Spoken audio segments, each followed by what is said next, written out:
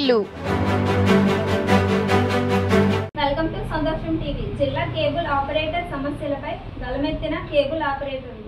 విజయనగరం జిల్లాలో కేబుల్ ఆపరేటర్లు డిజిటల్ అయిన తర్వాత ఎదుర్కొంటున్న సమస్యలపై ఈ రోజు కనికా పరమేశ్వర టెంపుల్ నుంచి కోట వద్ద వరకు ర్యాలీ నిర్వహించి అనంతరం లోకల్ కేబుల్ మీడియా సంస్థలకు వినతిపత్రాలు అందించడం జరిగింది. జిల్లా కేబుల్ ఆపరేటర్ సమస్యలపై గలమెత్తిన కేబుల్ ఆపరేటర్లు.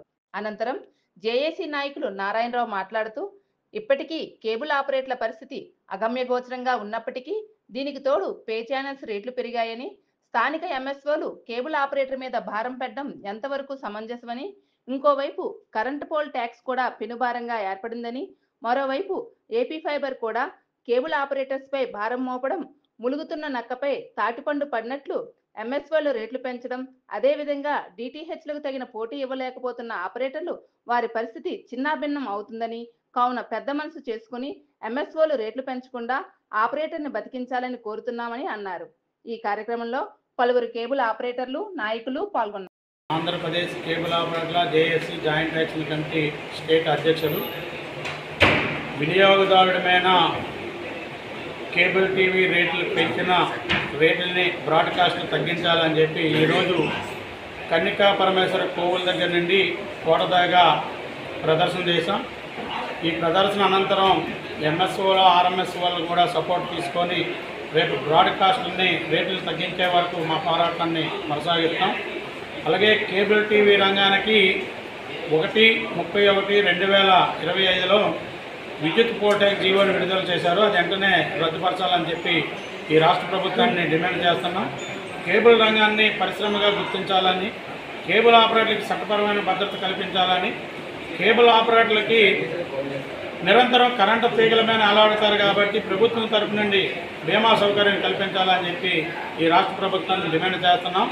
అలాగే కొన్ని లక్షల మంది కేబుల్ ఆపరేటర్లుగా ఉండే కేబుల్ రంగాన్ని పరిశ్రమగా గుర్తించి చట్టపరమైన భద్రత కల్పించి బ్యాంకుల నుంచి వడ్డీ లేని ముద్రా లోన్లు మంజూరు చేయాలని చెప్పి ఈ రాష్ట్ర ప్రభుత్వాన్ని మేము అడుగుతున్నాం. ఇవన్నీ ఇంప్లిమెంట్ చేయాలని చెప్పి ఈరోజు మా సమస్యలని ప్రజల దృష్టికి, ఆర్ఎంఎస్ఓలు ఎంఎస్ఓల దృష్టికి కూడా తీసుకెళ్లడం జరిగింది. అలాగే ఏదైతే కేబుల్ టీవీ రంగానికి 18% జీఎస్టీ ఉందో 5% చేయాలని 2017లో ఈ ఆంధ్రప్రదేశ్ ప్రభుత్వం ఏపీ ఫైబర్ సంస్థని ఈ రాష్ట్రంలో నిర్మించింది. అప్పుడు ఇది సంక్షేమ పథకంగా తీసుకెళ్ళండి, బడుగు బలహీన వర్గాలకి అతి తక్కువ రేటుకే టీవీ, టెలిఫోన్, ఇంటర్నెట్ సౌకర్యం అని చెప్పి చెప్పింది. సుమారు 10 లక్షల బాక్సుల దాకా తీసుకెళ్ళాం. గత ప్రభుత్వం వచ్చిన తర్వాత అధికారుల నిర్లక్ష్యం వల్ల 10 లక్షల కనెక్షన్లు 5 లక్షలకు పడిపోయి, చల్లా కూటమి ప్రభుత్వం వచ్చిన తర్వాత మా బతుకులు మారుతాయని చెప్పి అనుకున్నాం. కూటమి ప్రభుత్వం వచ్చిన తర్వాత ముందుకెళ్తే నువ్వే, వెనక్కి వెళ్తే గొయ్యి అన్నట్టుగా మరింత నరకాలు మనం చూస్తున్నాం. ఇంటర్నెట్ సౌకర్యం పూర్తిగా పడిపోయింది. ఎక్కడా కంప్లైంట్ వచ్చినా అందరినీ తొలగించేయడం, అలాగే బాక్సులు రిపేర్ వస్తే రిపేర్ చేసేవారు లేదు.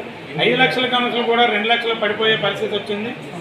ఈ ఏపీ ఫైబర్ సంస్థ అనేది ఉంటుందో ఊడుతుందో అనేది దినదానికి గతికే పడిపోయి వచ్చింది. అలాగే లోకేష్ బాబు గారి పుట్టినరోజు సందర్భంగా ఏపీ ఫైబర్లో ఏదైతే ఈఎంఐ ద్వారా 59 రూపాయలు ఆపరేటర్ దగ్గర కట్ చేస్తున్నారో, లోకేష్ బాబు గారి పుట్టినరోజు సందర్భంగా ఎలక్ట్రానిక్ ప్రింట్ మీడియా సంస్థల్లోనే రద్దు చేస్తున్నాం అని చెప్పి ప్రకటన చేశారు. ఈ రోజుకి 5 నెలలు అవుతుంది, కనీసం ఎక్కడ అది రద్దుపరచలేదు. దాన్ని వెంటనే రద్దుపరచాలని చెప్పి మేము డిమాండ్ చేస్తున్నాం. అలాగే ఈ సమస్యలన్నింటినీ పరిష్కారం చేయాలని చెప్పి దీని అనంతరం అన్ని జిల్లాల్లో మీటింగులు, ప్రదర్శనలు అనంతరం విజయవాడలో భారీ బహిరంగ సభ పెట్టి కేంద్ర రాష్ట్ర ప్రభుత్వాలు కానీ ట్రాయ్ బ్రాడ్కాస్టులు దిగి వచ్చేదాకా మా పోరాటాన్ని మరింత ఉధృతం చేస్తామని చెప్పి తెలియజేస్తున్నాం. అలాగే 2019లో కోవిడ్ నేపథ్యంలో కేబుల్ ఆపరేటర్లు విధి నిర్వహణలో ఒక 30 మంది దుర్మరణం చెందారు. కేంద్ర ప్రభుత్వం ఏదైతే పబ్లిక్ సర్వీసు కోవిడ్లో చేస్తున్న వాళ్ళందరికీ 50 లక్షల ఇన్సూరెన్స్ ప్రొవైడ్ చేస్తాను అని చెప్పి ఇంప్లిమెంట్ చేసింది. కానీ అన్ని రంగాలకి ఈ 50 లక్షల ఇన్సూరెన్స్ ఇచ్చారు. కేబుల్ రంగంలో పనిచేస్తున్న కేబుల్ ఆపరేటర్కి మాత్రం ఎక్కడా స్కీమ్ వర్తించలేదు. వెంటనే కేబుల్ ఆపరేటర్లకి ఎవరైతే తండ్రిని కోల్పోయే ఉన్నారు కేబుల్ ఆపరేటర్లు. ఆ కుటుంబానికి ఖచ్చితంగా ఆ బీమాని వర్తించేలా చేయాలని చెప్పి ఈ ఎలక్ట్రానిక్ మీడియా, ప్రింట్ మీడియా సమక్షంలో మేము డిమాండ్ చేస్తున్నాం.